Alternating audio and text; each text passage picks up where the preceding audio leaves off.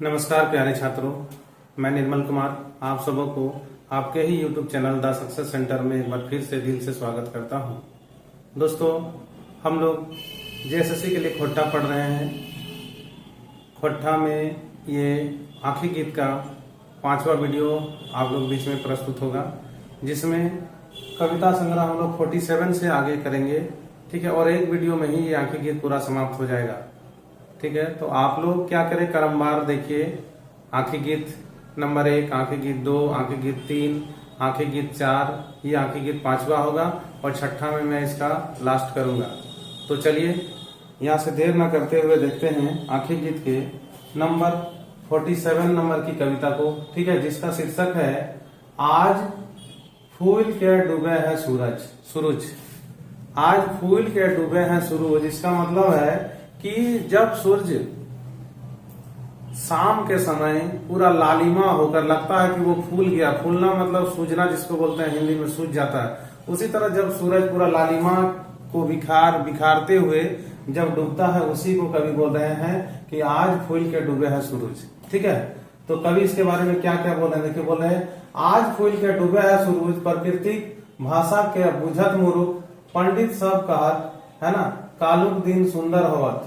ठीक है, बोले कि जब ये सूरज शाम को पूरा लालिमा बिखेरते हुए जब डूबती है, तो मूर्ख लोग क्या बोलते हैं, देखिए कि जो लोग यहाँ पर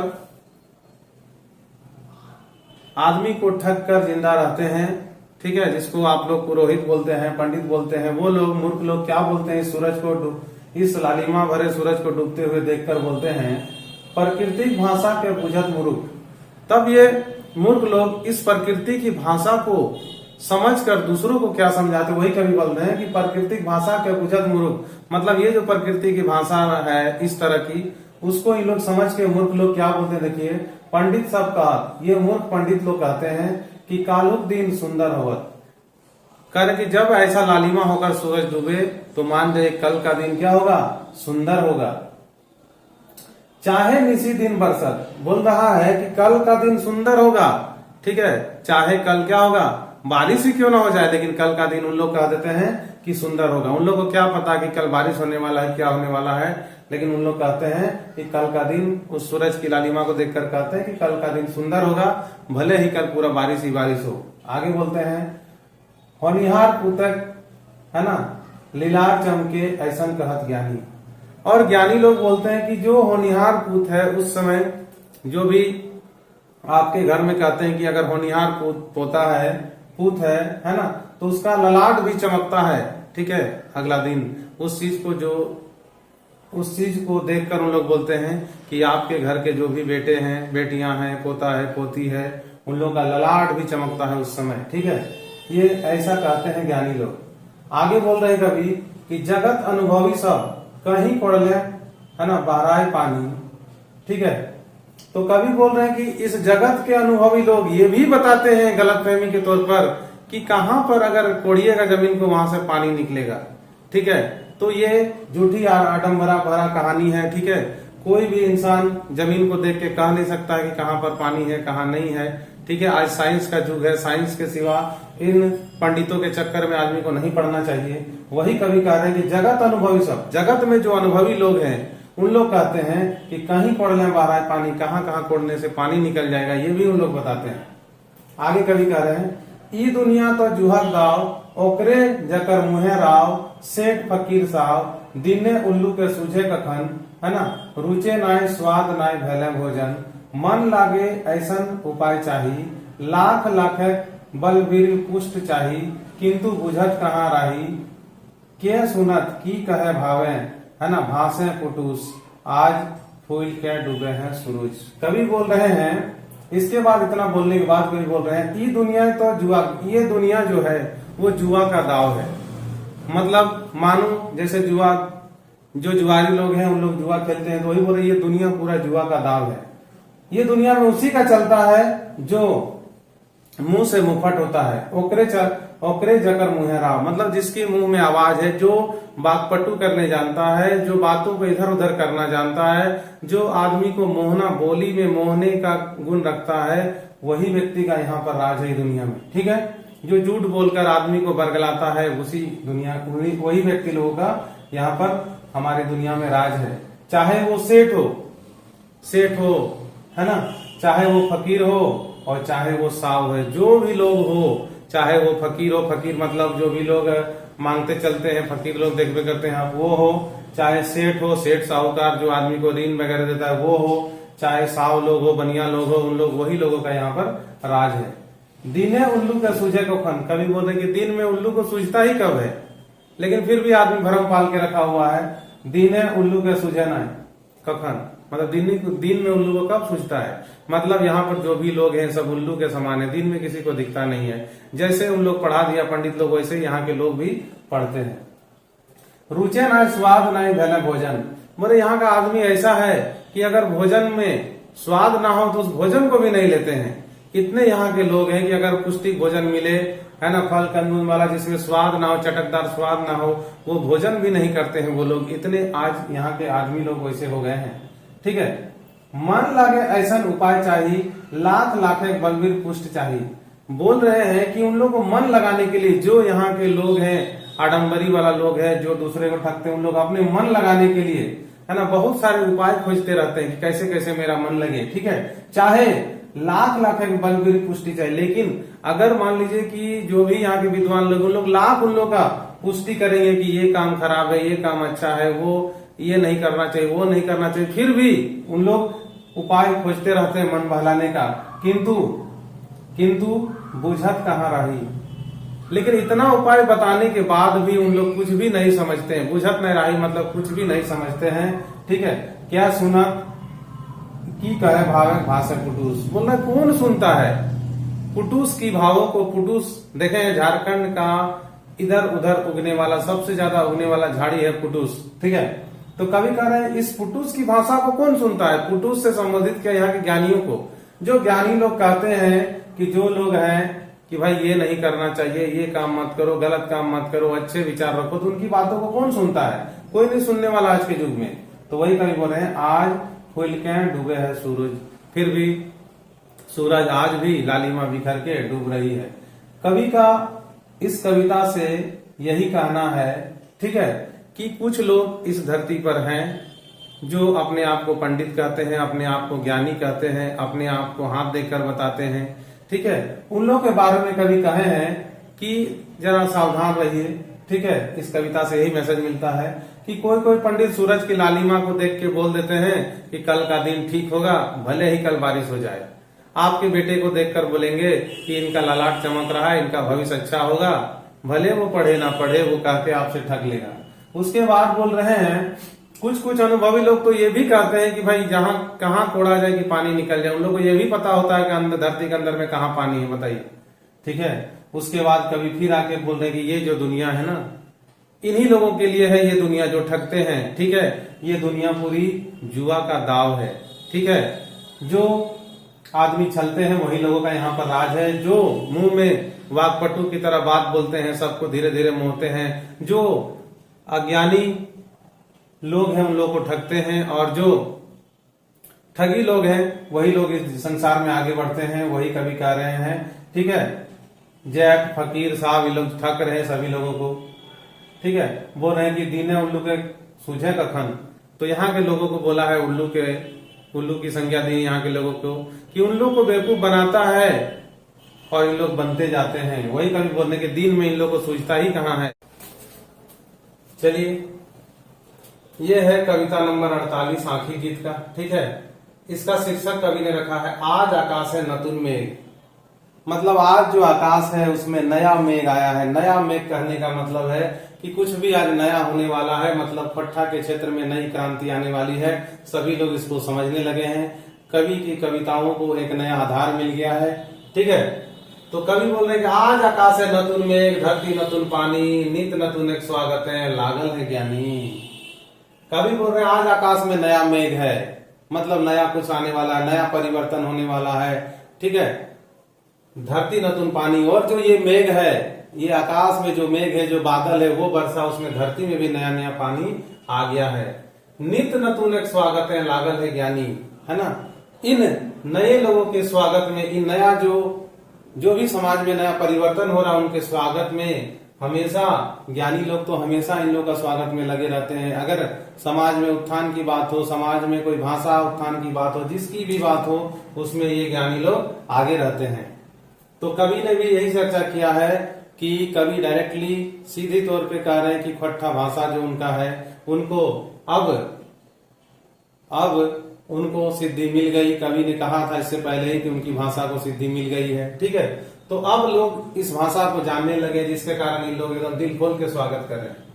उसके बाद कवि क्या बोल रहे हैं, किंतु नतुनक नाम है पापिक दही आय, है ना, गरज गरज कहे है रागे लाल आंख, नतुनक रास्ते कांटा रोके, है ना, फेंके आय छानी। बोल रहे लेकिन ये नया तो परिवर्तन हो रहा है, लेकिन नतुनक नाम है मतलब इस नया के नाम से पापी के दही में आग लग गया। मतलब जो लोग इसके विरोधी है उन लोग के शरीर में आग लग गया, मतलब जलन उन लोगों को होने लगी, ठीक है। गरज गरज कह रहे हैं, उन लोग गरज गरज के बोल रहा है। गरज गरज मतलब चिल्ला चिल्ला कर बोल रहा है। क्या बोल रहा है, रागे लाल आंख, मतलब उन लोग गुस्सा से उन लोग का आंख भी लाल है। नतुनक रास्ते कांटा रोके फेंके आग छानी, बोलता है कि ये नया के रास्ता, नया का जो रास्ता है ना, ये नयापन का जो रास्ता है, जो नया परिवर्तन आने वाला है, उस रास्ते पे इन लोग कांटा रोक रहे हैं, कांटा लगा रहे हैं, कांटा रोक रहे हैं, मतलब इन लोग विरोध कर रहे हैं, ठीक है। फेंके आग छानी, और छान बोलते हैं छप्पर को, और छप्पर में लोग आग फेंक रहे हैं कि पूरा घर ही जल जाए, जिससे ये पूरा खट्टा भाषा रूपी समाज ही खत्म हो जाए, ऐसा इन लोग कर रहे हैं। जखन नतून खातिर खाली भविष्य का आसन, कभी बोला जिस समय इस नतून के लिए, इस नया परिवर्तन के लिए खाली भविष्य का आसन, भविष्य का आसन जिस समय खाली होता है उस समय क्या होता है, देखिए, नतून किधर कौरे नारी करे खुशी का।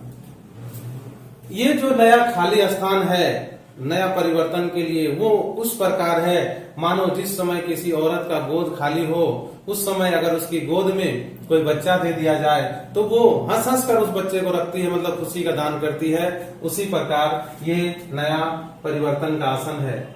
जखन नतुन के जागत दे धरती छोड़े प्राणी। अब कवि बोल रहे हैं बहुत ऐसा समय आया है कि जब इस नया परिवर्तन को कुछ लोग लाने का प्रयास करते हैं तो उन लोगों को धरती भी छोड़नी पड़ती है। ऐसा भी हुआ है, ठीक है। जब भी नया कुछ करने को हुआ है उस समय कुछ न कुछ लोगों को बलिदान देना पड़ता है। कवि वही कह रहे हैं। ये था कविता नंबर 48 आज आकाश है नतुन में। अगला है कविता नंबर 49, ठीक है। ये है आजो झारखंड ओहे हवे है। कवि कह रहे हैं कि आज भी झारखंड में वही हो रहा है। देखिए झारखंड का नाम कब से आया, ठीक है। आज हम लोग सोच रहे हैं 2000 से आया है, नहीं, उससे पहले भी झारखंड का नाम है। जब कवि ने रचनाओं को रचा उसी समय झारखंड के बारे में लिखे हैं। आजो झारखंड ओहे हवे है, मतलब ओहे हवे मतलब आज भी झारखंड में वही हो रहा है। अब क्या क्या वही हो रहा है, जो पहले होता था वही हो रहा है। अब क्या क्या हो रहा है देखते हैं कविता में। कवि बोल रहे हैं आजो झारखंड ओहे हवे है, ककरो थारी भाते ककरो हाथ चले है। बोले आज झारखंड में वही हो रहा है। किसी का भात मतलब चावल, किसी के थाली में जो चावल है वो कोई और खा रहा है। इसका मतलब है किसी का धन को कोई और लूट के ले जा रहा है। मतलब झारखंड में ये लग रहा है कि रीति बन गई है, ठीक है। सूतल के जगवेक बहाने मार रहल है रस, चमत्कारक चकाचौंध है नित नतुन यश। बोल रहे सूतल के जगवे खातिर मतलब जो लोग सोए हैं उनको जगाने के लिए, मतलब कुछ करने के लिए अगर कोई लोग आगे आ रहे हैं, वो लोग सूतल को जगावे बहाने, मतलब उस वही बहाना में कि कुछ हम लोग को करना है, लोगों को जगाना है, उस बहाना से मार रहा है रस, मतलब उन लोग यही बहाना से पूरा रस पी रहे हैं। रस पीने का मतलब बहुत धन दौलत कमा रहे हैं कि भाई उसको जगाना है, ये करना है, वो करना है। उस माध्यम से लोग लूट रहे हैं और अपने बैंक अकाउंट को भर रहे हैं।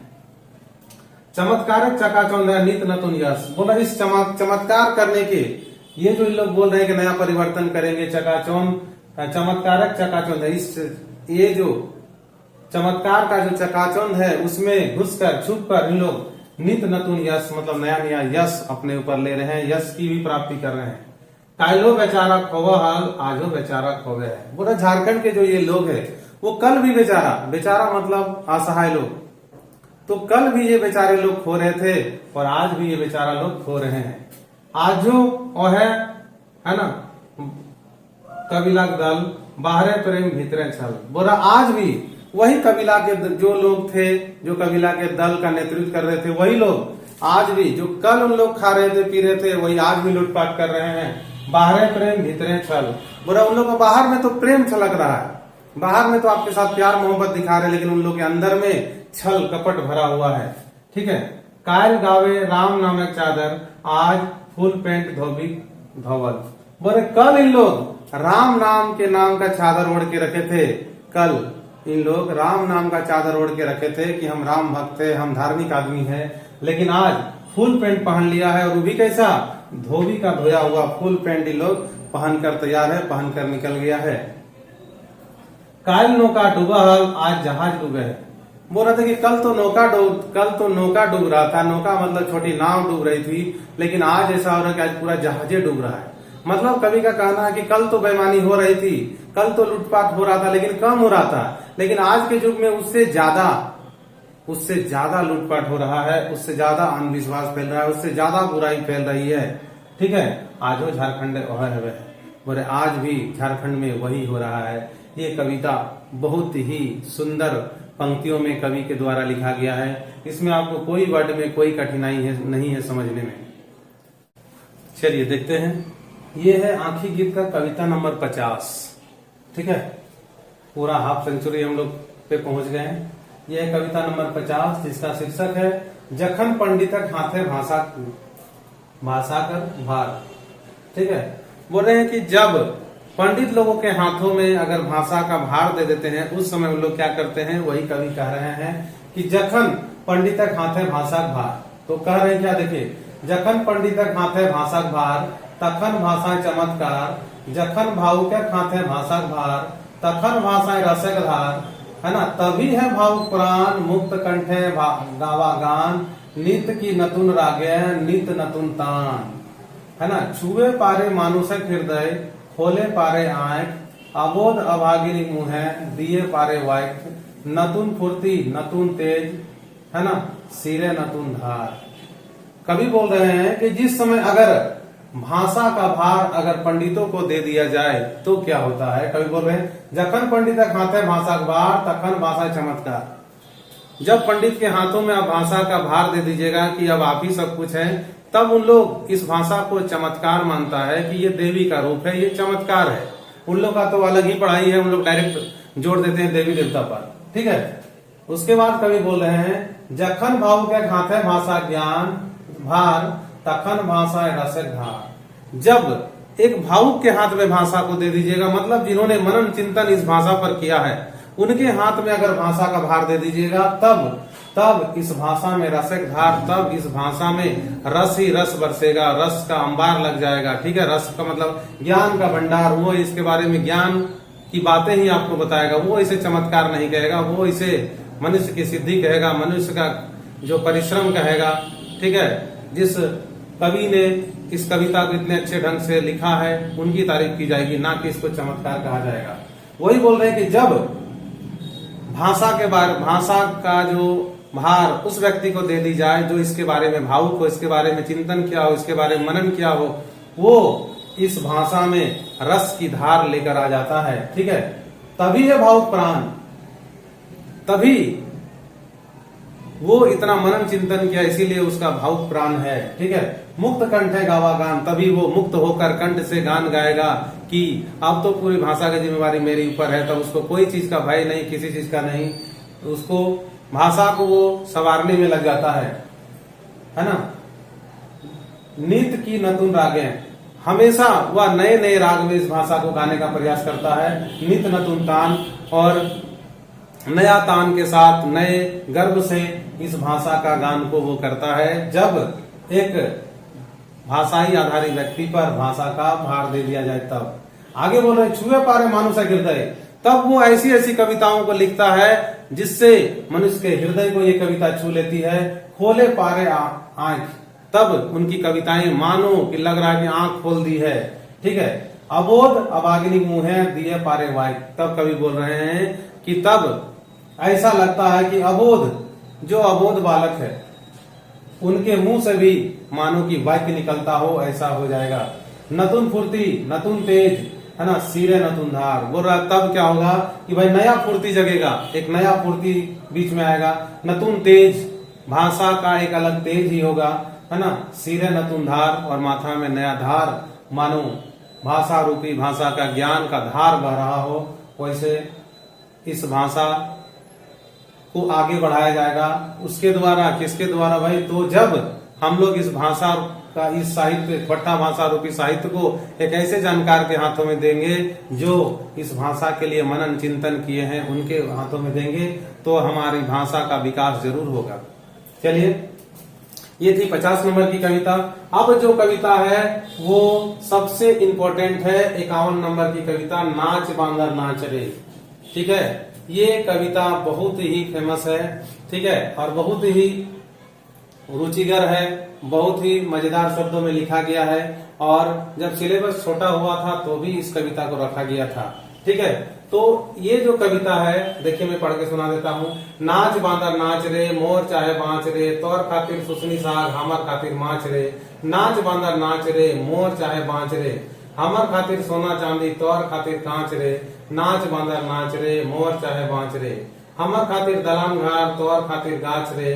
नाच बांदर नाच रे, मोर चाहे बाँच रे। इसमें कवि दर्शाए हैं, देखिए इसको पढ़ के लगता है कि कवि इसमें दो वर्ग को दर्शाते हैं। ठीक है, एक है शासन करने वाला, ठीक है, एक वर्ग है शासन करने वाला, और दूसरा है शोषित होने वाला। एक शासन कर रहा है, दूसरा शोषित हो रहा है। जैसे बंदर, बंदर को मनुष्य नचा रहा है अपनी इच्छाओं की पूर्ति करने के लिए, धन कमाने के लिए, तो बंदर हो गया शोषित, और जो नचा रहा है वो उस पर शासन कर रहा है।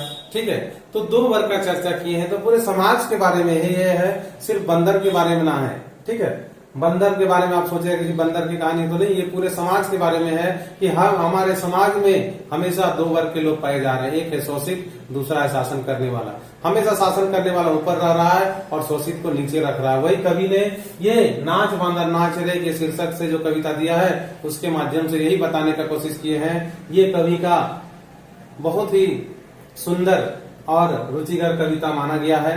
ठीक है, बहुत लोगों ने इस कविता को बहुत ही ऊंचा स्थान दिया है। चलिए देखते हैं, कवि बोल रहे हैं कि नाच बांदर नाच रे, मोर चाहे बाँच रे।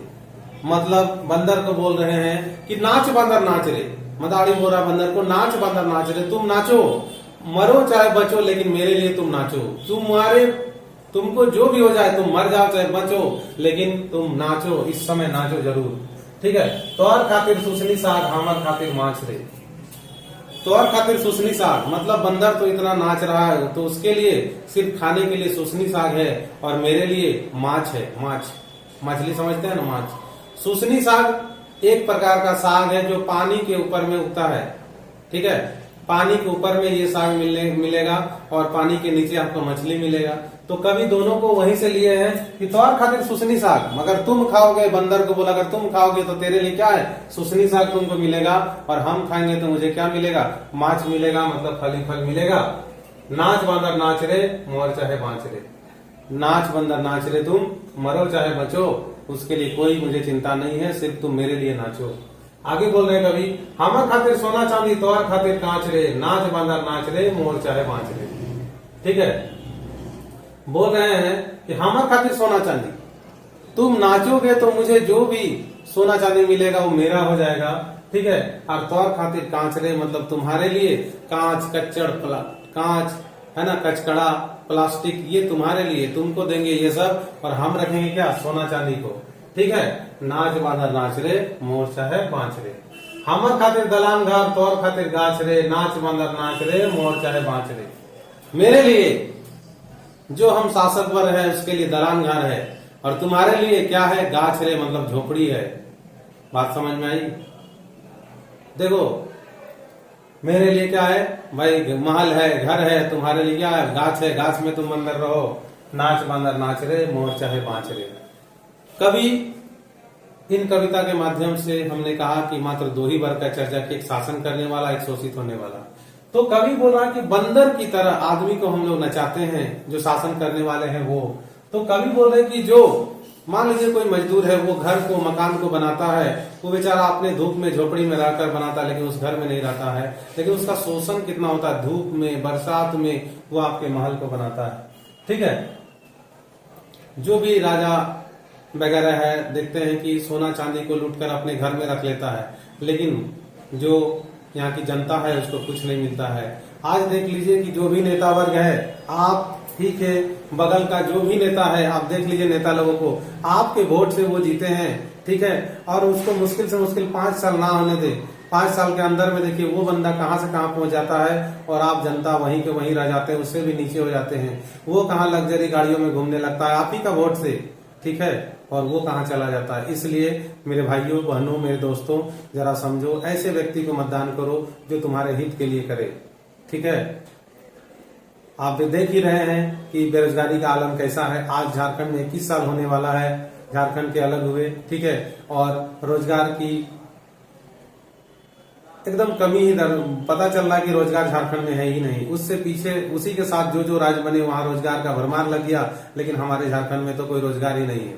सोच लीजिए सरकार क्या करे। एक एग्जाम पारदर्शिता के साथ नहीं ले सकती है, एग्जाम ले रहा है तो उसमें धांधली हो रही है, जेपीएससी 6 बार कैंसिल हो रहा है, ये कोई तरीका है बताइए।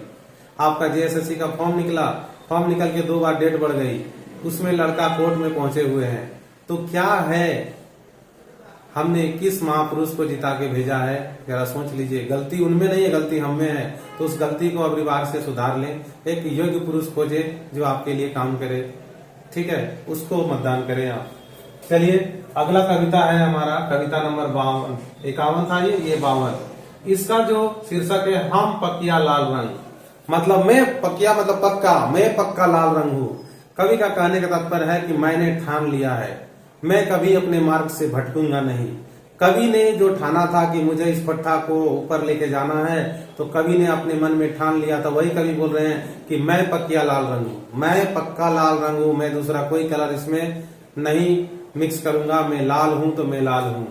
तो कवि वही बोल रहे हैं, हम पकिया लाल रंग, हमर अपन चाल, हमर अपन गीत, हमर अपन रस, चलक अपन ढंग, क्या देख हमर संग, हम पकिया लाल रंग। हमें नहीं बनब साहू, हम रहब तेली, हम ही बनब मिश्री, जखन गुड़क भेली, है ना, युगक भटक छूट आपने हमर दैहिक जंग। कवि बोल रहे हैं कि हम पकिया लाल रंग, मैं पक्का लाल रंग हूँ, मैं कभी नहीं बदलूंगा, अपने रास्ता खुद चुनूंगा। तो कवि बोल रहे हैं, हमर अपन चाल, मतलब मेरी अपनी कोई चाल है, उसी चाल में मैं चलूंगा। हमर अपन गीत, मेरा अपना गीत है, जो पट्टा भाषा का गीत है वो मैं हमेशा लिखूंगा, है ना। हमर अपन रस, मेरा अपना रस है, मैं उसी को पीऊंगा। चलक अपन ढंग, मेरा चलने का अपना स्टाइल है, मैं उसी स्टाइल में चलूंगा। क्या देख हमर संग, वो कौन है जो मेरा संग देगा, मेरा साथ देगा। हम पकिया लाल रंग, मतलब मैं अपने अटल विश्वास के साथ काम कर रहा हूं और उसी लाइन में मैं काम करूंगा। अगर किन्हीं को मेरे साथ में आना है तो आइए। हमें नहीं बनब साहू, कारण कि मैं साहूकार नहीं बनूंगा, मैं सेठ नहीं बनूंगा, मैं लोगों को ठगूंगा नहीं, मैं लोगों से बेईमानी नहीं करूंगा, मैं लोगों के जमीन गिरवी नहीं रखूंगा, मैं ऐसा काम कदापि नहीं करूंगा।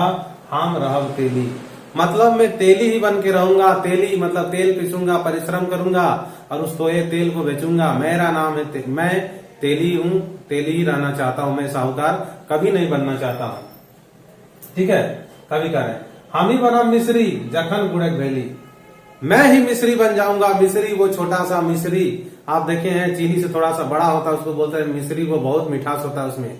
बोला जब गुड़ की, जखन गुड़क भेली, जब गुड़ की भेली लगती है, मतलब भेली में जब गुड़ को बनाया जाता है, घानी जिसको बोलते हैं ना, घानी, उस समय गुड़ बनेगा तब ना खाइएगा। तो जब उसको घानी में रखा जाएगा तो मैं मिश्री बनकर रहूंगा, ठीक है, कि आदमी को मिठास देता रहूंगा।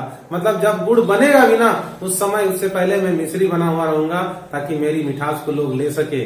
ठीक है, युगक युगक झटके, है ना, छूटत आपने हमर दैहिक जंग। बोल रहा कि मेरे शरीर में जो भी जंग लगेंगे, जो भी मैंने तो ठान लिया है, लेकिन मेरे अंदर में जो भी जंग लगेगा वो, है ना, इस युग के झटके से वो जंग दूर होता जाएगा।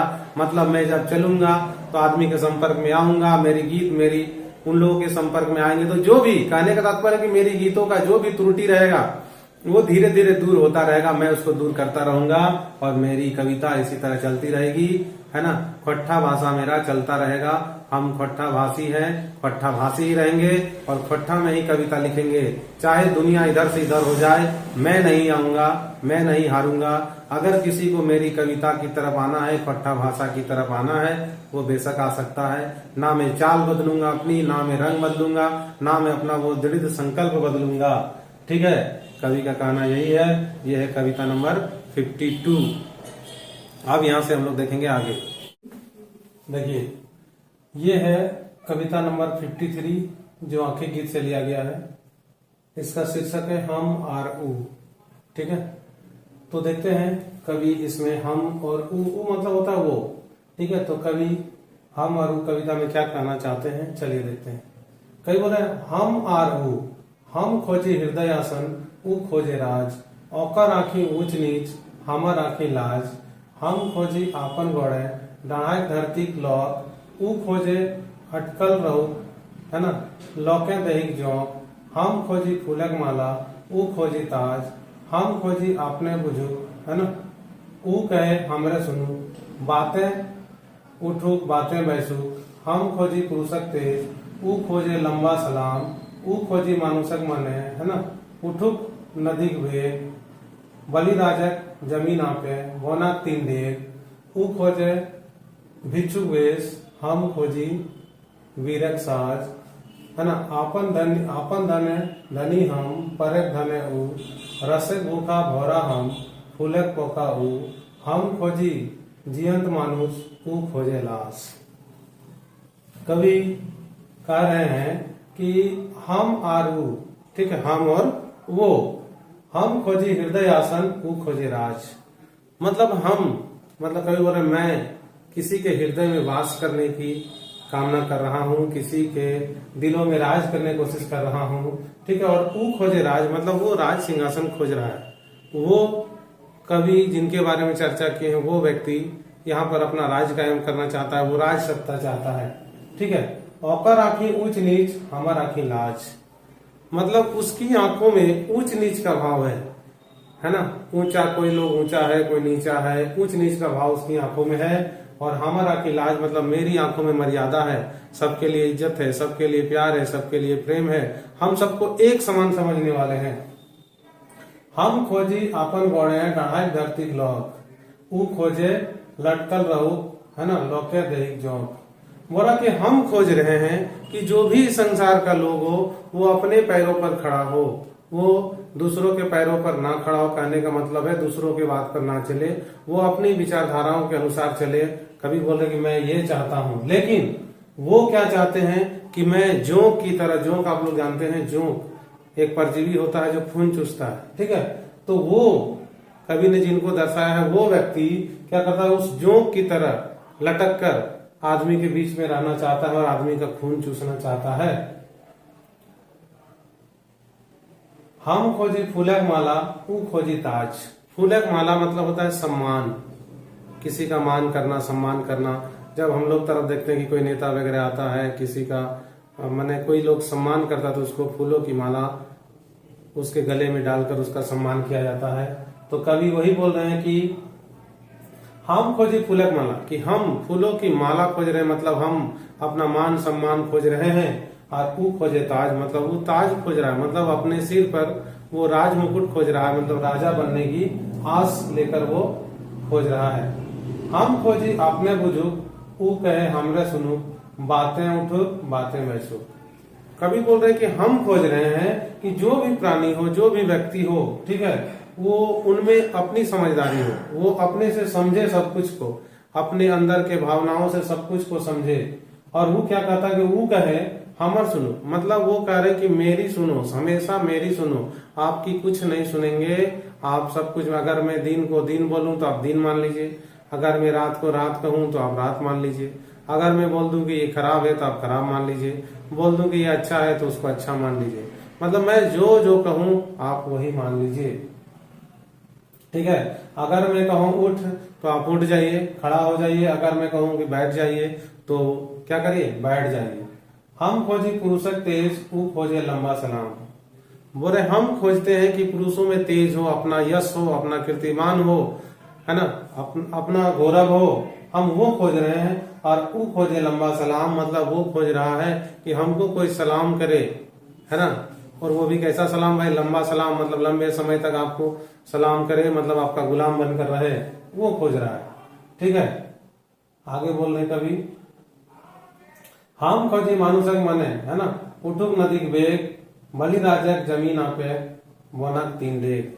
ठीक है, हम खोज रहे हैं कि जो यहाँ के व्यक्ति हो, उनका जो तेज हो वो नदी के समान हो, नदी के समान तेज हो, है ना। हम चाहते हैं कि आदमी यहाँ ऐसा विवेकपूर्ण व्यक्ति हो जो बलिराज का जो जमीन नापने के लिए विष्णु जी आए थे छोटा रूप लेकर, तो बलिराज ने कहा था कि ठीक है, आपको जितनी बड़ी जगह चाहिए आप ले ले, अपना आप कर ले। तो उन्होंने उनके पूरा साम्राज्य को मात्र 3 ही डेग में नाप लिया था। तो वही कह रहे हैं कभी कि हम व्यक्ति को वो चाहते हैं कि वो ऐसा बुद्धिमान हो कि मानो 3 डेग में ही पूरा जो है संसार नाप ले, मतलब बलिराज का जो है ना पूरा जमीन को वो 3 ही डेग में नाप ले। हम ऐसा मानव को यहाँ पर बनाना चाहते हैं। ठीक है, आगे बोल रहे हैं, ऊ खोजे भिक्षुक वेश, है ना, हम खोजी वीरक साज। बोल रहा वो खोज रहा है कि भिक्षुक वेश, मतलब यहाँ के लोग भूख में रहे, तड़पे, और मैं राज करूं। और हम खोजी वीरक साज, मतलब मैं वीरों का साज खोज रहा हूँ, वीरों का साज सज्जा खोज रहा हूँ कि वीर जिस तरह रहे उसी तरह हम लोग सभी लोग यहाँ रहे। आपन धन धनी हम परक धने हूँ, मैं जो हूँ अपने धन से ही धनी हूँ, मैं अपने धन से ही खुश हूँ। ठीक है, और वो जिसकी चर्चा कभी किए हैं वो दूसरों के धन से खुशी है, उसको दूसरों का धन चाहिए। ठीक है, रसक भूखा घोरा हम फूलक पोका हूँ, मैं जो हूँ रसों का भूखा हूँ। ठीक है, मैं वो घोरा हूँ जो रसों की तलाश में घूमता हूँ, और वो जो है वो फूलक पोका है। पोका मतलब कीड़ा मकोड़ा जो फूलों को खराब कर देता है, फूलों को काट कर बर्बाद कर देता है, तो वो पोका है, फूलों का पोका है, फूलों में रहने वाला कीड़ा है जो फूल को ही बर्बाद कर देना चाहता है। ठीक है, आगे बोल रहा, हम खोजे जियंत मानुष ऊ खोजे लाश, मतलब हम जियत मानुष करने का मतलब है कि मैं बुद्धिजीवियों को खोजता हूँ जिसके पास ज्ञान है, और नहीं भी है तो उसमें ज्ञान डाला जाए कि ज्ञानवान हो, सब हर एक आदमी ज्ञानवान हो, मैं उसको खोजता हूँ। और वो जो है लाश को खोज रहा है, मतलब जिसके पास विवेक नहीं हो, जो लाश के समान हो, ठीक है, जिसे बुद्धू बनाया जा सके, लूटा जा सके, वैसे आदमी को वो खोज रहा है। तो ये है हमारा आंखी गीत का कविता नंबर 53, जिसका शीर्षक है हम आर ऊ। तो श्रीनिवास पानुरी जी ने बहुत ही अच्छे शब्दों में एक एक करके कविताओं को लिखा है। अब हम देखते हैं 54 नंबर की कविता, जिसमें कवि ने क्या कहा है। तो 54 नंबर की कविता यह है, हमरा काहे भुलाए कान्हा। ठीक है, यह है 54 नंबर की कविता, जिसका शीर्षक है हमरा काहे भूलने कान्हा, मतलब मुझे क्यों भूल गए कान्हा। कान्हा मतलब श्री कृष्ण जी को संबोधित करके कवि कह रहे हैं कि मुझे क्यों भूल गए। तो क्या कह रहे हैं देखिए, बोले हमरा काहे भूलने कान्हा, है ना, नाहक दले रे सेल, कि मुझे आप क्यों भूल गए कान्हा, है ना। नाहक दले रे सेल मतलब इस दुख भरे संसार में हमको अकेला छोड़ गए, इतना कष्ट आप मुझे क्यों देके चले गए। ठीक है, तोरा बिनु अब रे कान्हा, है ना, निधियो रे गेल, मतलब आपके बिना रे कान्हा, मतलब कान्हा को कह रहे हैं कि तुम्हारे बिना हो कान्हा, अब मेरी आंखों से नींद भी उड़ गई, अब मेरी रातों की नींद भी चली गई, अब मैं ठीक से सो भी नहीं पा रहा हूँ। घूरी घूरी देखी रे कान्हा आवे करे बाट, है ना, घूर घूर मतलब बार बार मैं, ठीक है, देख रहा हूँ कान्हा, तुम्हारे आने के आहट को देख रहा हूँ, तुम्हारे आने के राह को देख रहा हूँ। ठीक है, तुम जिस रास्ता से आओगे उसी रास्ता को मैं बार बार करके देख रहा हूँ। सोची सोची भेली रे कान्हा झूरी रे काठ। ठीक है, बोला मैं सोच सोच के इतना मैं आपके बारे में सोच रहा हूँ कि सोच सोच के कान्हा अब मैं झूरी से काट हो गया हूँ, मतलब एकदम लकड़ी बन गया हूँ, सूख कर काटा हो गया हूँ, मैं इतना आपके बारे में सोच रहा हूँ। तो ये है, मात्र हमको लगता है कि ये सब ये आंखी गीत का सबसे छोटा कविता होगा। 2 2 4 2 6 2 8 लाइन की कविता है ये। हमको लगता है कि आंखी गीत का सबसे छोटा कविता यही है। अगला है 55 नंबर की कविता, जिसका शीर्षक है नाच मुंडरी नाच गे। ठीक है, जिसका शीर्षक है नाच मुंडरी नाच गे। मुंडरी मतलब होता क्या है भाई? मुंडरी मतलब जिसका बाल नहीं है, जिसका बाल को मुड़वा दिया जाता है तो उस औरत को मुंडरी कहा जाता है। और जिस जेंट्स के सर में बाल मुड़वा दिया जाता है उसको मुंडरा कहा जाता है पट्टा भाषा में। ठीक है, तो कवि बोल रहे हैं नाच मुंडरी नाच गे, लागतो न आँच गे, हमर असरे नित नतुन खेला, दिन दोपहर सांझ बेला, बड़ी पुण्य कर्मक मेला, आपन रसिक बाज गे। कवि बोल रहे हैं कि नाच मुंडरी नाच गे मतलब तुम जो है इस खोट्ठा रूपी जो साम्राज्य चल रहा है उसमें मनमुक्त होकर नाचो। ठीक है, खुशियां मनाओ। ठीक है, लागतों ने आंच गे मतलब तुमको कोई भी आंच देने वाला यहाँ नहीं है, मतलब तुम्हारी बुराई करने वाला कोई नहीं, तुम पर हंसने वाला कोई नहीं है। कोई अगर बाल मुड़वाता तो आदमी उसका मजाक करता, तो वही कवि बोल रहे हैं तुम पे हंसने वाला यहाँ कोई नहीं है। आज सिर्फ खोट्ठा का ही बोलबाला है, तुम जितना चाहो उतना नाचो, कोई कुछ बोलने वाला यहाँ पर नहीं है। हमर असर नित नतुन खेला मतलब मेरे असर से, मतलब यहाँ पर जो भी है मेरे असर से नित नतुन खेला मतलब डेली नया नया खेल हो रहा है। मतलब कभी करेंगे डेली में नया नया के गीत लिख रहा हूँ, इसलिए तुम मनमुग्ध होकर नाचो मेरे खोट्ठा रूपी साम्राज्य में। आगे बोल रहे हैं कवि दिन दोपहर सांझ बेला, बड़ी पुण्य प्रेम मेला, आपन रसिक बाज गे। कवि बोल रहे दिन दोपहर सांझ बेला मतलब दिन में, सुबह में, शाम में, जब तुमको मन करे तब नाचो। बड़ी पुण्य प्रेम मेला मतलब ये बहुत ही पुण्य का प्रेम का मेला चल रहा है। ठीक है, आपन रसिक बाज गे। रसिक कहा जाता है कि जो रसों का पान करे, कवि लोगों को रसिक बोला जाता है। ठीक है, तो यहाँ पर जो खोट्ठा लिखने वाले रसिक का बात बोला गया, अपन रसिक बाज गे मतलब तुमको जो चीज प्राप्त करना है उसको प्राप्त करो। अब खोट्ठा भाषा में कहानी लिखा जा रहा है, कविता लिखा जा रहा है, नाटक लिखा जा रहा है, वृतांत लिखा जा रहा है, हर कुछ लिखा जा रहा है। तो तुम अपने मन के अनुसार उस रसिक को खोज लो, जो तुमको अच्छा लगे उसकी ओर जाकर तुम मन मुग्ध होकर नाचो। अब सिंधु होवे पार, लिए ना है तो जनमार, देखे पैबे एकाकार, मने रसे चुनरी आपन रांगे। कवि बोल रहे हैं कि अब तुमको सिंधु नदी के पार जाना है, उस पार इतना ऊंचा अपने खोट्ठा को ले जाना है कि दोबारा और इसके बारे में सोचना भी ना पड़े। तो कभी वही बोल रहे हैं कि अब सिंधु है पार, अब सिंधु को पार करने के लिए लिए ना है तो जन्मार, दोबारा और जन्म नहीं लेना पड़ेगा। मतलब दोबारा इस खोट्ठा भाषा को लिखने में, समझने में और दोबारा कोशिश नहीं करना पड़ेगा, क्योंकि इसको साहित्य का दर्जा मिल जाएगा। देखे पैबे एकाकार मतलब सिंधु नदी के पार जाने के बाद वहां से जब देखोगे ना समुद्र को, समुद्र में जाकर, तो हमेशा तुमको एकाकार दिखाई देगा, एक ही आकार का पानी दिखाई देगा, जल ही जल दिखाई देगा। ठीक है, मन के रस है चुनरी अपन रंगे मतलब मन के रस में अपनी चुनरी को तुम रंग लो। आगे कवि बोल रहे हैं, यहाँ पर एक अंतरा है। ठीक है, प्रेमिक देशे मनेक भाव, रूपक नगर फूलक छाव, जोधी खोजे मनेक ठाव, प्रेमिक डोरे जुड़ा बांध गे।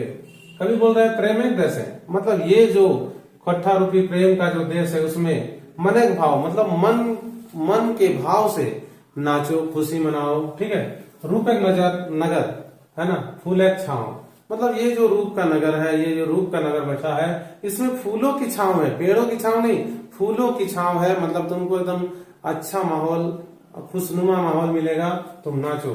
जोधी खोजे मनेक ठाव अगर तुम्हारे मन, जोधी खोजे मनेक ठाव यदि तुम्हारा मन नजदीक ठाव खोजे मतलब कोई भी स्थान खोजे कि इसी में तुमको जाना है, तो प्रेमक डोरे जुड़ा बांध के मतलब इस प्रेम की नगरी में तुम अपनी जुड़ा को बांधो, है ना।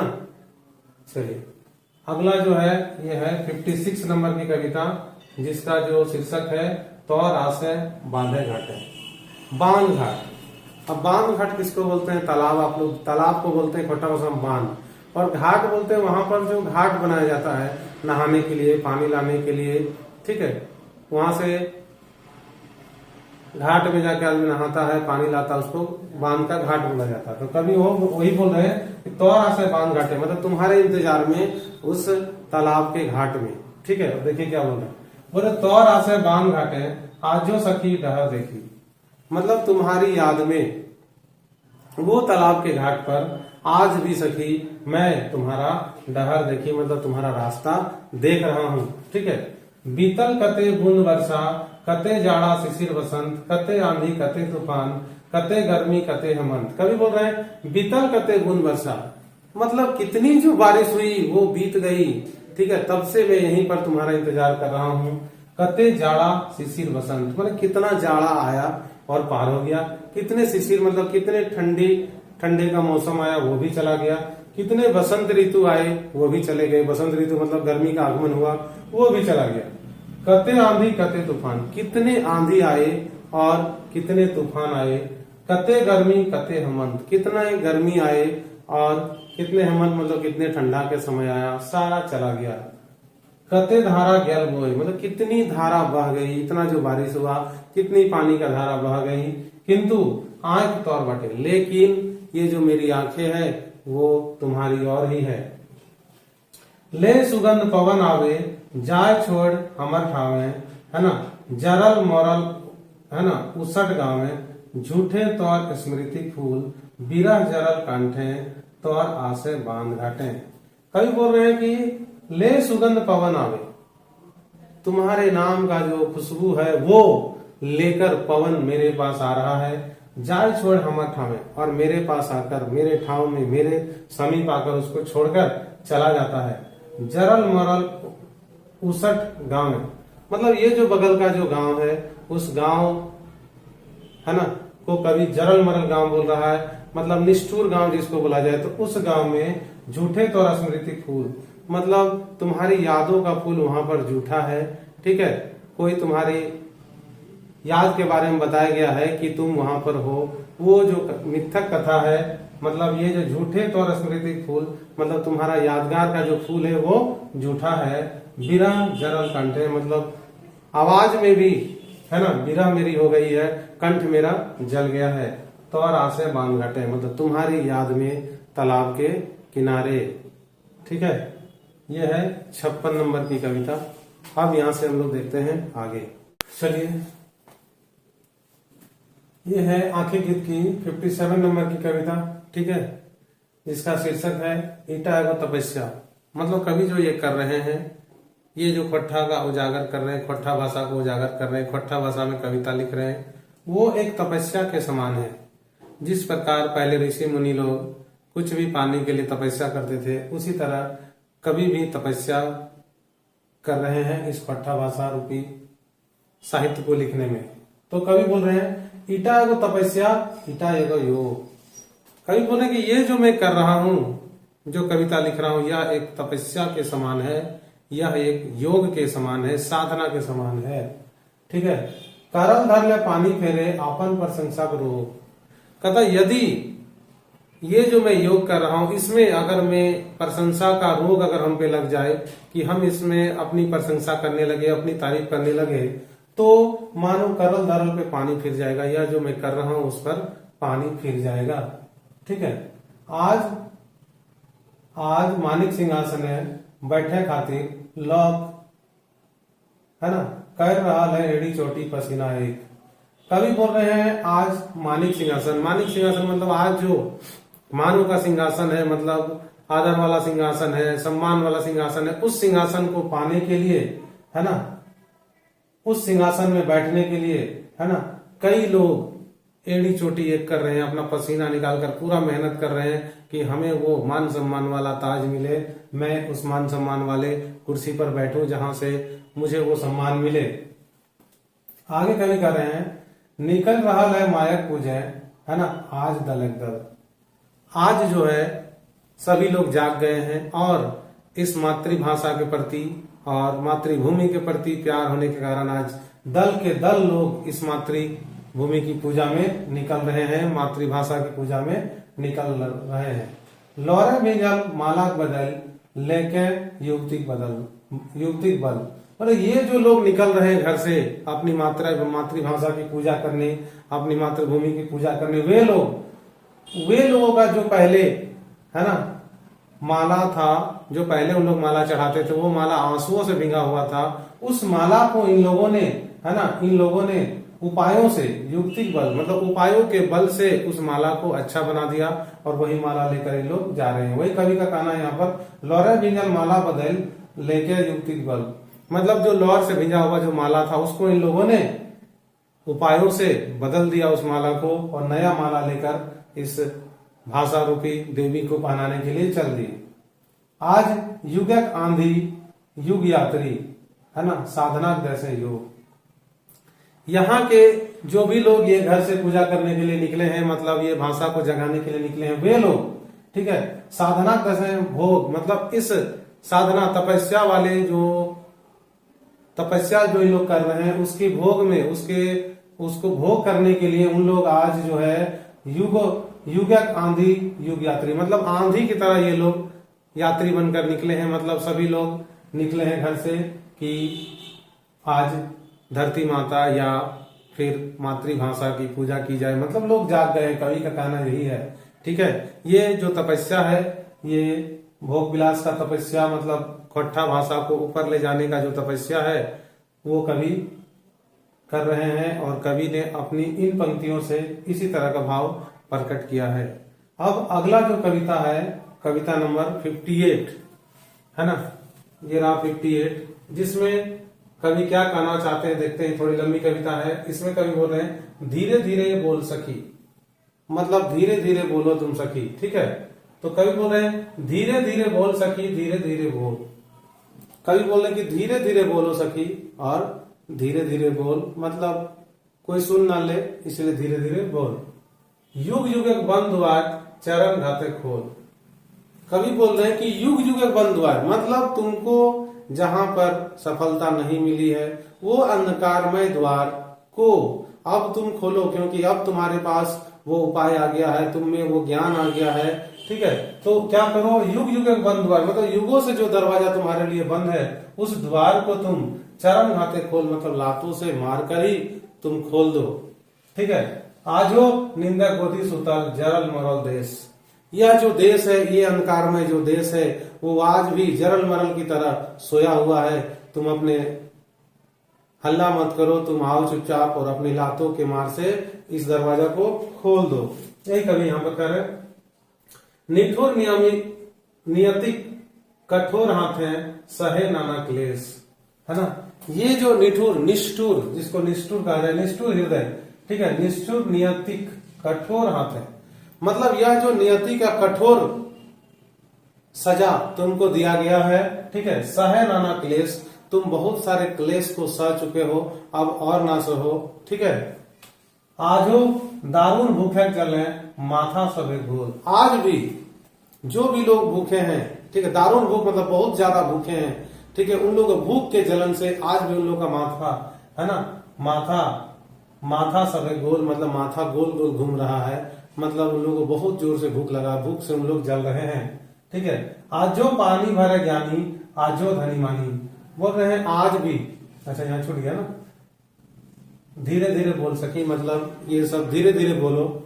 आजो पानी भरे ज्ञानी आजो धनी मानी, आज भी जो ज्ञानी लोग हैं, वो लोग, जहाँ ज्ञान है वो ज्ञान कहाँ चला गया भाई, आज भी यहाँ अज्ञानता का बोलबाल है, तो ज्ञान चला गया, आज भी कहाँ धनी लोगों के घर में पानी भर ले। ठीक है, कभी यही बोलते हैं कि आज भी जो ज्ञान है वो धनी लोगों के घर में पानी भरने चला गया। आज जो पैसे पैसे बिकाए कर्ण जैसन दानी, बोला वो कर्ण एक अलग थे जो महाभारत में थे, है ना, जिसको दानवीर कर्ण कहा जाता था, लेकिन यहाँ जो आज दानवीर कर्ण है, जो कर्ण के नाम से विख्यात है, वो लोग आज पैसे पैसे पे बिक रहे हैं। ठीक है, आज जो बड़ी मीठा लागे पाछू दिन ढोल, बोल रहे हैं, एक कहावत भी है ना कि दूर का ढोल सुहाना लगे, तो यही कवि बोल रहे हैं कि आज भी पुराना इतिहास उठा के देखिए, वो आपको बहुत ही मीठा लगेगा, बहुत ही प्यारा लगेगा, उसमें कुछ कर गुजरने की क्षमता थी, सभी लोग जो है सत्यवादी थे, तो आपको आज भी वो दिन याद करने में बहुत मीठ रस लगेगा, बहुत मीठा लगेगा। धीरे धीरे बोल सकी धीरे धीरे बोल, धीरे धीरे बोलो सखी धीरे धीरे बोल। उसके बाद बोल रहे हैं, आज जो मानुष एक सिंहासन मानुष बिन सुन, बोल आज भी जो सिंहासन है मनुष्य का सिंहासन, जो उच्च कोटि के मनुष्य का सिंहासन, वो आज भी खाली है ना। सारा जो सिंहासन है वो दुष्ट लोगों से भरा हुआ है, आज भी जो अच्छा सिंहासन है, जो बुद्धिजीवी वाला सिंहासन है, वो आज भी खाली है। आज वो चंडी खाते हैं महिषासुर खून, आज भी, आज तो जगह जगह पर महिषासुर बना हुआ है। आज भी कभी बोल रहे हैं कि आज भी चंडी के हाथ में, मतलब दुर्गा के हाथ में महिषासुर का खून ही है ना। खून तो मिट जाना चाहिए क्योंकि महिषासुर उस समय था, लेकिन आज भी उससे बड़े बड़े महिषासुर इस धरती पे है, जिसके कारण दुर्गा माता के हाथों में अभी भी खून लगा हुआ है। आज वो है किंज खातिर महाभारत का रोल, है ना। आज भी जो है 1 इंच जमीन के लिए, ठीक है, 1 इंच जमीन के लिए आज भी महाभारत हो रहा है। कभी बोल रहे हैं कि उस समय भी महाभारत हुआ था, लेकिन आज भी, उस समय तो बड़े साम्राज्य के लिए महाभारत हुआ था, लेकिन आज 1 टुकड़ा जमीन के लिए, 1 इंच जमीन के लिए घर घर में आज महाभारत हो जा रहा है। ठीक है। लातिक मारी खोल हरिजनक भोज धीरे धीरे बोल सकी। बोल रहे हैं कि आज तुम जो हरिजनों का जो भोज हो रहा है, हरिजनों को, जो हरिजन लोग जो शोषित हो रहे हैं, उन लोगों को क्या करो, लात के मार से खोल, मतलब उन लोगों का जो कष्ट है, पीड़ा है, उसको हर लो, उन लोग को मुक्ति दे दो। धीरे धीरे बोल सकी, धीरे धीरे बोल। तो ये कविता थी हमारी 58 नंबर की कविता। ठीक है, तो चलिए देखते हैं। ये है कविता नंबर 59 आखिरी गीत का। ठीक है, जिसका शीर्षक है सांप बन काटे जे, मतलब सांप बनकर जो काटता है, उसी के बारे में कवि चर्चा किए हैं। कवि बोल रहे हैं, सांप बन काटे जे झारे ओहे भाई, चांदक देही दाग कहे चिल्लाए चिल्लाए, अंधार बिन ई धरती प्रकाश नय प्रकाश नय, सूरज देख कमल फूटे चांद देख सालू, फागुन मासे परास भाई बनक भीतर भालू, मनक मंदिरे घंटा बाजे फूटक कंठे राग। कवि बोल रहे हैं कि सांप बन काटे जे, मतलब सांप बनकर जो काटता है, ठीक है, झारे हुए भाई, मतलब वही उस सांप के विष को भी झाड़ता है। कहने का तात्पर्य है कि प्रकृति जो भी दर्द आपको देता है, वही दर्द को हरता है। जैसे मान लीजिए कि गर्मी का समय है, पूरा गर्मी से पूरा धरती हाहाकार है, पूरा गर्मी लग रही है। गर्मी के बाद कितना सुंदर जब बारिश होता है तो वो सारा गर्मी भाग जाता है। तो वही कवि कह रहे हैं कि सांप बनकर जो काटता है, वही इस विष को भी झाड़ता है। चांदक दही दाग कहे चिल्ला चिल्ला, चांद के दही में जो दाग है वो कभी मिटता हुआ दिखाई देता है, कभी दिखाई देता है, वो बार बार कहता है, ठीक है, चिल्ला चिल्ला कर कहता है वही। अंधार बिन धरती प्रकाश नय प्रकाश नय, देखिए अंधेरा के बिना इस धरती में प्रकाश का भी मजा नहीं है। जब तक अंधेरा नहीं होगा फिर दूसरा बार प्रकाश नहीं होगा, मतलब अंधकार आएगा फिर प्रकाश आएगा, फिर अंधकार आएगा फिर प्रकाश आएगा। वही कवि कह रहे हैं, अंधार भी नहीं धरती प्रकाश नहीं प्रकाश न, मतलब अंधेरा के बिना प्रकाश भी यहाँ पर नहीं आती है। सूरज देख कमल फूटे चांद देख सालू, सूरज को देखकर सालू फूल फूटता है, सॉरी कमल फूल फूटता है। कमल फूल का एक खासियत है, जैसे ही सुबह सवेरे होता है ये खिल जाता है, मतलब सूरज की रोशनी जैसे ही इस पर पड़ती है ये हंसना शुरू कर देता है। चांद देख सालू, और जैसे ही सूरज डूब जाता है चांद को देख के, सालू फूल का क्वालिटी होता है कि सालू फूल रात में शाम को फूट जाता है। फागुन मास में परास भाई बनक भीतर भालू, बोल रहा कि फागुन के महीने में जंगल में परास का फूल बहुत ही खिला हुआ होता है, और बनक भीतर भालू, उस समय भालू भी अपना नाच गान करता है जंगल में। मनक मंदिर घंटा बाजे फूटे कंठे राग, उस समय जब पलाश खिलता है उस समय सोचो फगुआ का समय होता है। मन भी, आदमी का मन भी मंदिर के घंटा हमेशा बजते रहता है, खुशियों का घंटा बजते रहता है, और फूटे कंठे राग, हर मनुष्य का कंठ में गीत ही गीत उस समय आ जाता है। यह है कविता नंबर 59। अब इसके बाद देखते हैं कविता नंबर 60 को, जिसका जो कवि ने शीर्षक रखा है, शीर्षक का नाम है बैसाख मासे थकल पथिक। बैसाख के महीने में थका हुआ पथिक हार कर बैठा है। तो इसके बारे में कवि क्या करें देखते, बोल रहे हैं, बैसाख मासे थकल पथिक खोजे शीतल छाव, कुसुम से नतुन जुवानी सुंदरिक शीतल बाह, समय भैल नागिन पासे हाजिर होवे नाग, अकाट नियम विधिक भाई बुझा बड़ी दाय, सांप बने काटे, है ना, हमारे मंतरिया बहन भाई, कहूं दिन कहूं रात कहूं रोद कहूं छा। कवि बोल रहे हैं बैसाख मास है थकल पथिक, मतलब बैसाख के महीने में चिलचिलाती गर्मी में कोई भी पथिक है जो रास्ता में जा रहा है, वो जाहिर सा बात है कि कुछ दूर चलने के बाद उसको गर्मी लगेगी, वो थक ही जाएगा। तो उस समय वो क्या खोजता है कि कहीं पर खोजे शीतल छांव, कहीं पर पेड़ों की छांव मिल जाए जिसमें बैठकर मैं इस थकान को मिटा लूं। ठीक है, ये बैसाख महीने की कहानी है। हमेशा बैसाख महीने में भरपूर गर्मी होती है, चिलचिलाती हुई गर्मी। उस समय कोई भी पथिक मतलब जो रास्ता में जाने वाला होता है वो हमेशा यही देखता है कि पेड़ की छांव किधर है। कुसुम से नतुन जुवानी सुंदरिक शीतल बाह। इसी प्रकार जिस प्रकार राही गर्मी के महीने में छांव खोजता है, उसी प्रकार कुसुम सेज मतलब फूलों की सेज पर, है ना, नूत जवानी जो जवानी है, नया जवानी है, वो खोजता है। सुंदरिक शीतल बाह मतलब सुंदरियों का शीतल बाह खोजता है, मतलब मिलन की आस में वो लोग फूलों की सेज में बैठे हुए रहते हैं। समय पहले नागिन पासे हाजिर हो गए नाग। उसी प्रकार बोलने प्रकृति ने भी, ये तो मनुष्य की बात थी कि मनुष्य फूलों का सेज बनाता है, वहां पर उन लोग दोनों का मिलन होता है, लेकिन प्रकृति ने भी देखिए कितना बड़ा ये सब में संयोग बनाया है कि समय पहले नागिन पास है। समय जब होता है तब नागिन के सामने हाजिर हो गए नाग, मतलब नाग अपने आप उसके पास चला जाता है।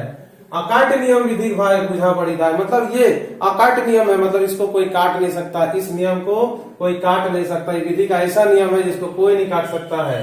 बुझा बड़ी दाय मतलब इसको समझना बड़ा ही मुश्किल है, इस नियम को।